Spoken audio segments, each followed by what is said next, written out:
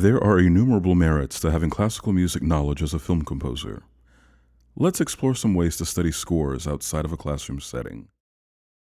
For generalized score study, pick something that you adore or that you are curious about. The main concept here is to raise all areas of your musical IQ. Hopefully along the way you're picking up specific things to borrow, but at the very least you're keeping mentally fit.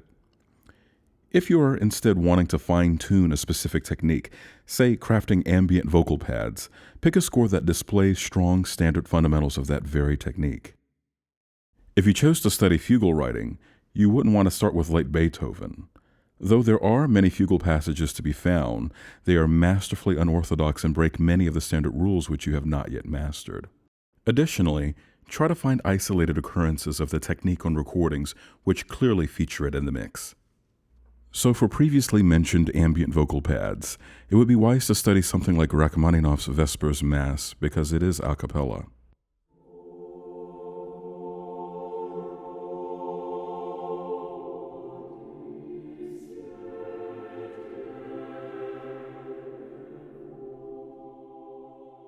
Probably the most common type of score study is generalized score reading with comparative listening.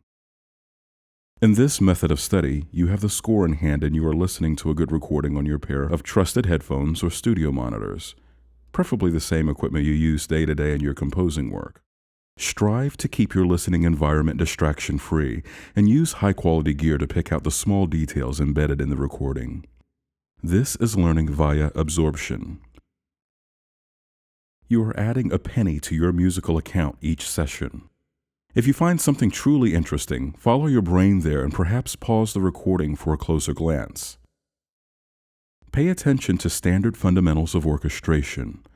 For example, what does a well-orchestrated woodwind solo with accompaniment look like on the page?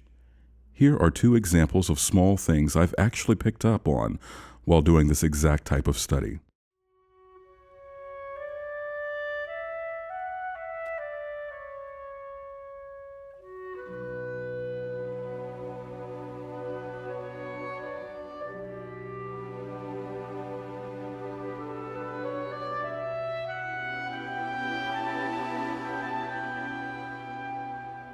That was an excerpt from Puccini's Tosca.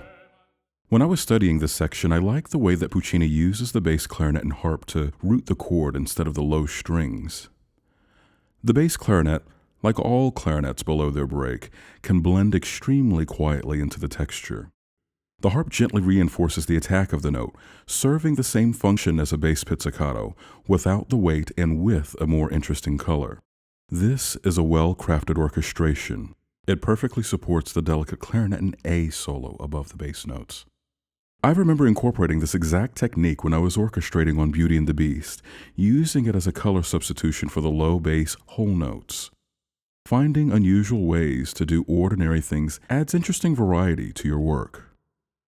Another small example of something I borrowed from Puccini can be found in this small passage from the opening of Turandot.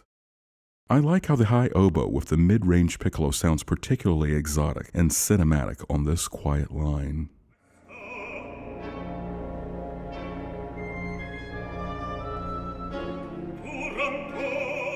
As you study further, you will naturally begin to leave mental reminders for yourself that you can later recall. Let's say you're writing a waltz for a comedy and you are unsure how to convincingly set the pa accompaniment. You remember hearing something similar and interesting during your score studies of Rachmaninoff's symphonic dances.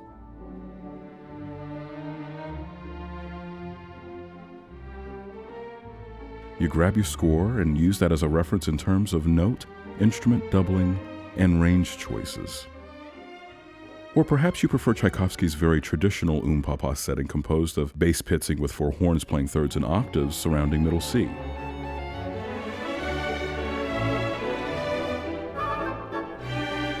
Note trombone 1 holding the bass note 1 octave up from the basses for some continuity between the harmony changes.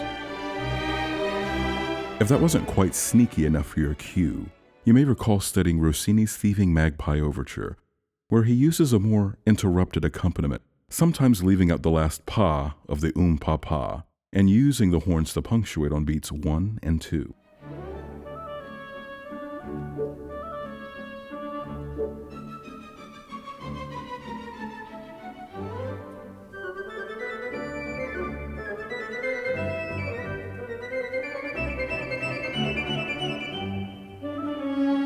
can plainly hear John Williams engaged in some type of memory recall or active score study of Rossini and his rather playful Aunt Marge's Waltz from Harry Potter and the Prisoner of Azkaban.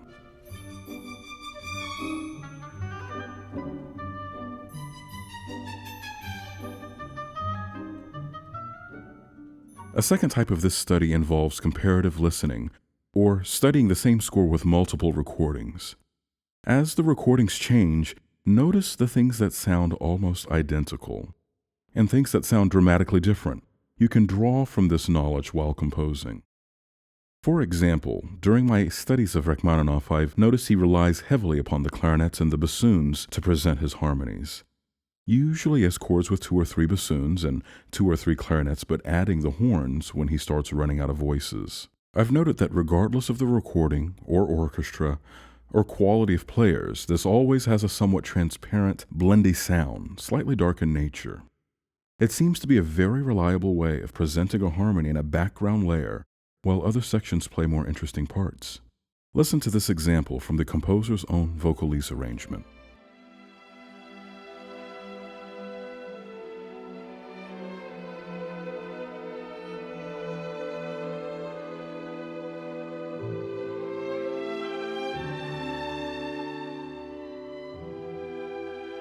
This type of transparent harmonization is surely valid in modern settings.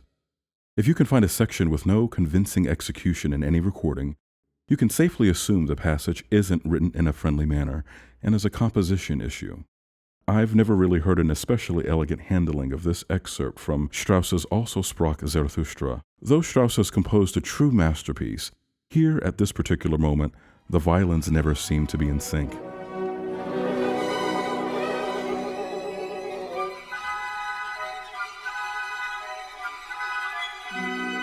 The part is super high, and the jump before the poco accelerando is very risky and sounds as such, no matter the ensemble.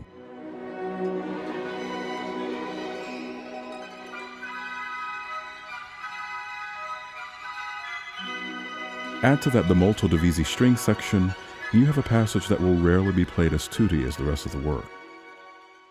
Other things may be incredibly dependent on the quality of the players in the ensemble, so you must judge accordingly for your own group of musicians. The Berlin Philharmonic is especially renowned for their horn section. Let's listen to how they handle this very low and aggressive phrase from the Rachmaninoff Symphony No. 2.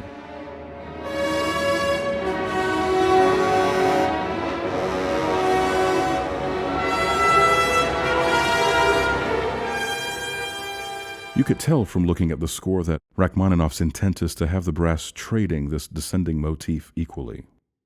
This recording captures his intent, however, this is by far the standard. When you listen to other ensembles, you will notice that this passage tends to vanish or be played out of tune.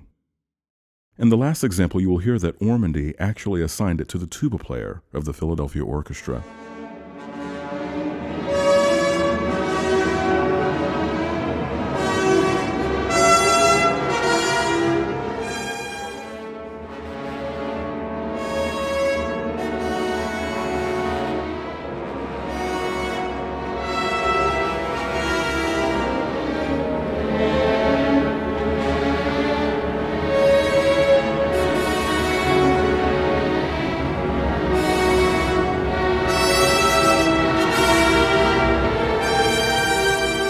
Low horn playing is a specific area of lifetime study, and it is an extremely player-dependent technique.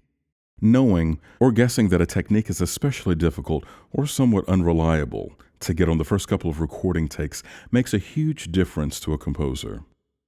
Where you might wish to throw in a few exciting athletic moments of this nature, 50-50s where, say, 50% of the time they miss it. For the most part at sessions, you're safer writing tried and true methods. During this type of study, you are also naturally going to be developing your corrective critical listening. This is the same type of listening that a session leader or engineer will use to minimize blending problems in Pro Tools. Let's listen to a few examples of this passage from the Nutcracker and see if you can spot a possible issue.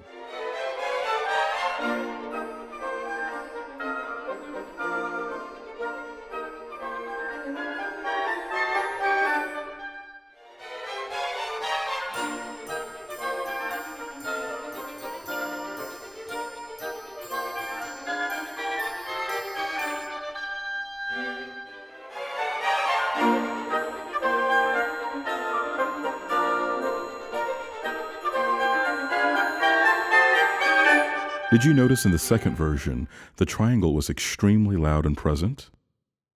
Well, if you were running a session and you found this objectionable, you could solve it in a few ways. Perhaps ask your engineer to monitor without the triangle close mic, or have the player strike the instrument quieter. Maybe keep the same dynamic and have the player step back a few steps or change positions.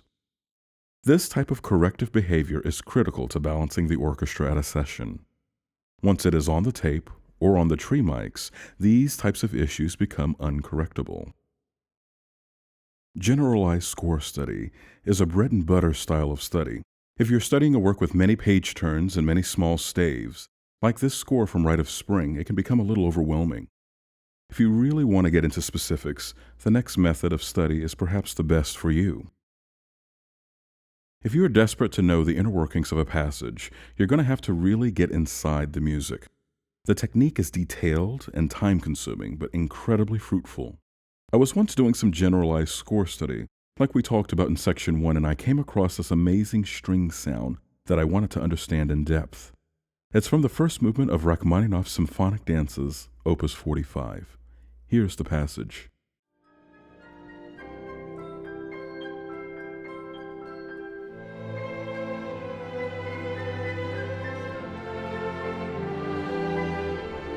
I just love the string lead sound here.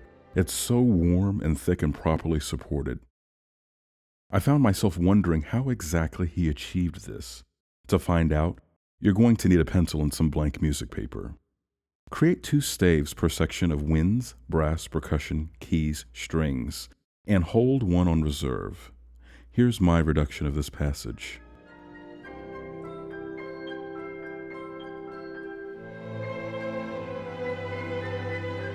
The general idea of this type of study is to physically write down every single thing happening in the score.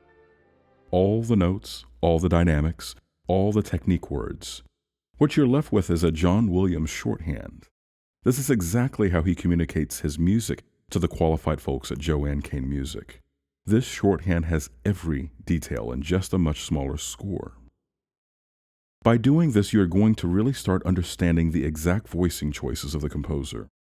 In this example, it was the first cellos up super high with the first violins on their G string that made the line sing so passionately.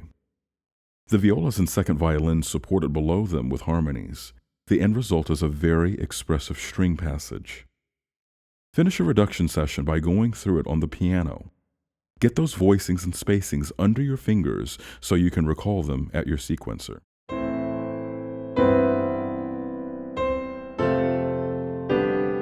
This is the most detailed type of study, and as a bonus, you can work on your clef reading and transposition skills, as very few scores can be found in concert pitch. A third and very clever method of study is piano expansion comparison.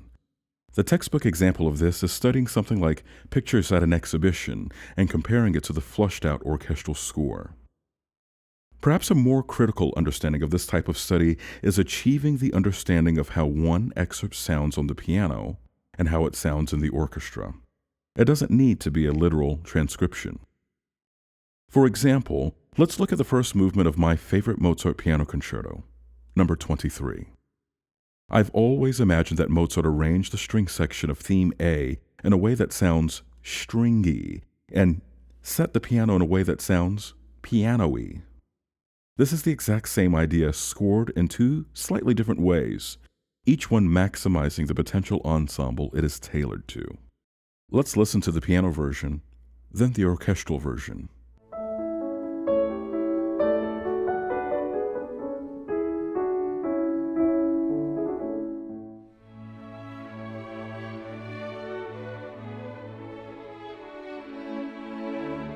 Did you notice in the string version the piano eighth notes are replaced by pulsing low tones in the basses and cellos? Mozart also employs more harmony elements from the violin twos and violas than he did in the piano version. Here is an exact reduction of the orchestral version for piano.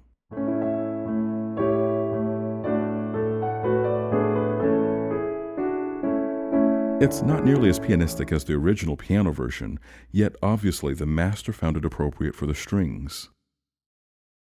If you are an improvising pianist-composer, This type of study will do you very good. How do you turn your very pianistic idea into a very orchestral idea with equal intent? Here is a piano idea I composed and then flushed out in typical romantic style. Thick chordal melodies in the right hand and bass and arpeggio information on the left.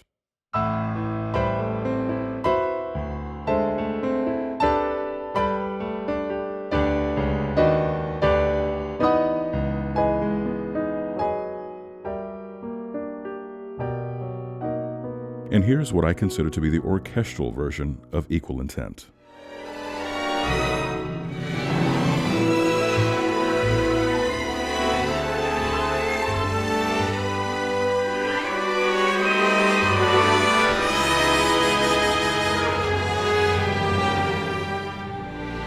So the information in the piano was split into several different ideas that combined to form the whole. 4-part writing and the horn covering the harmonies, low instruments playing the bass tones and octaves, trumpets and bones trade the melody with the strings and octaves, high winds doing arpeggios that poke out here and there. Not a literal expansion of the piano version, but one of equal intent and color.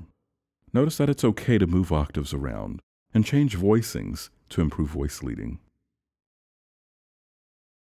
A conductor and an orchestral player will score study in a different manner than we composers do. A world-class principal violin might or might not choose to bow a long line with an English horn to align their section to the breath of the hornist.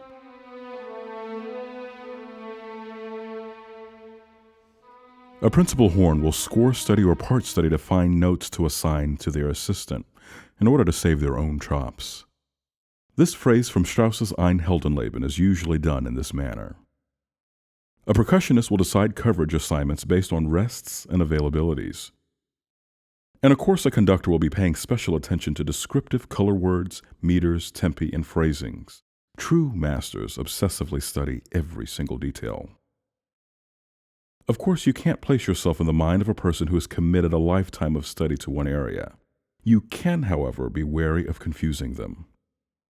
It is absolutely critical to put on your conductor hat if your music is to be played live. You must consistently be thinking about them. Allow them to communicate your intent without words and questions. Note how master composers present tempo changes and steal from their method. Are they cleverly placing wide tempo changes in bars where notes are being held by the ensemble, thus allowing the conductor to prepare the beat?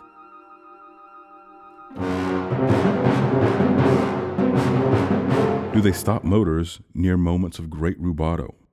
Are moments where the conductor is to follow a soloist diction marked cold apart?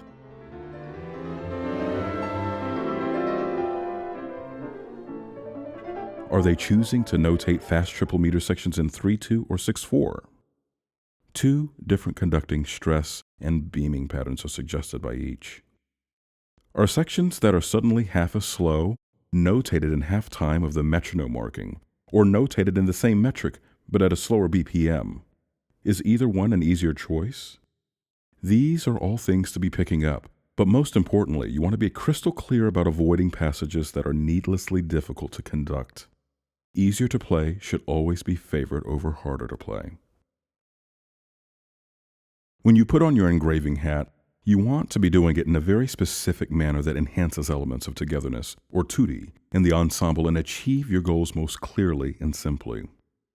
It's fine to rely on your copyist to place cues, set margin sizes and the like, but within the music you need to be demonstratively clear. For example, after a woodwind run, does the composer break the slur before the top note? Do they continue it? Is the last note accented, staccato, or senza articulation? Is a hairpin crescendo marked? Does it naturally sound as a crescendo even without the marking? Does the slurring of the winds match the bowing of the violins doing the same passage? Does that seem to matter? Keep it simple looking visually, especially if your musicians are sight reading. Avoid questions and mistakes by notating your intent clearly and according to universal standards. One thing I've noted about studying a master like John Williams is he goes out of his way to avoid excessive 16th note rests. 4 16th notes are almost always followed by a staccato 8th with an 8th rest. You never see him write 4 16ths followed by a 16th rest, and an 8th note rest. Obviously, the staccato eighth is meant to be a natural ending of the sixteenths. This is purely a visual thing to improve sight reading. One of the most musically important things while wearing your engraver hat is assigning proper articulations. It's become practice in LA to over-articulate everything in order to get good playback from Sibelius or Finale. But it's truly a destructive process. The musicians will naturally present the notes in a way that is natural to their instrument, and this is what you truly want. Rachmaninoff often uses these stress marks in his string writing. A single accent on a phrase marked marcato will probably shape the line better than individually marking each note with an accent which can tend to sound dictionless. Staccatos are an incredibly overused articulation in session writing today, specifically in the violins. Violins are masters of legato bowing, and even with one bow to a note, they can make a line speak fluently. Study the old Bach unaccompanied violin partitas with score and video to see how convincing one unarticulated note per bow can sound. Over-notating slurs seems to be invasive, especially to French horns and trumpets. They are masters of legato tongue, which is perhaps a more Hollywoodish sound than a full slur. Dictate phrase lengths with rests. You also want to be paying close attention to dynamic shaping here. One thing I noticed while doing proofreading on The Force Awakens is that John Williams is incredibly specific with his hairpin notation. Often, he would notate a whole note as two half notes with a hairpin starting on beat 3 instead of a hairpin starting on beat 1. These are two different animals to him. Consider that musicians are sensitive beings, and no violinist will begin a soft ambient whole note passage with a full assertive bow. Unless asked, of course. They will grow into the note in a very violinistic way. So why not let them establish the note the way they do in the symphony and demonstrate your hairpin where it isn't duplicative? John Williams is also incredibly adept at using descriptive words and micro-slurring. Marking a piano part ringing immediately signals to a pianist to play in that intimate part of the action where the piano strikes with a strong hammer presence. It also clearly indicates to use support ambient pedaling. Any pedaling or tenuto marking would be superfluous here. All these things you can study and quickly master to present your music in the way most congruent with your intent. The final piece of the puzzle is going to a live concert of a piece you know well. I'm always amazed how astonishingly loud a glockenspiel can sound, or how a tiny little piccolo can arise atop a full orchestral setting. It's amazing to watch a clarinet and oboe phrase together with their body language and sound almost as one player. If you have the opportunities to go to rehearsals, this is your best bet. Listen to the common problems the orchestra faces while preparing for a concert. Get the sounds of the instruments in your ears without modification from any microphones or mixing boards.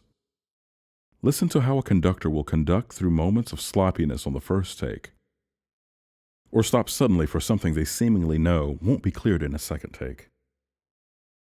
I really hope you enjoyed this video. Be sure to dive into the other resources on this channel.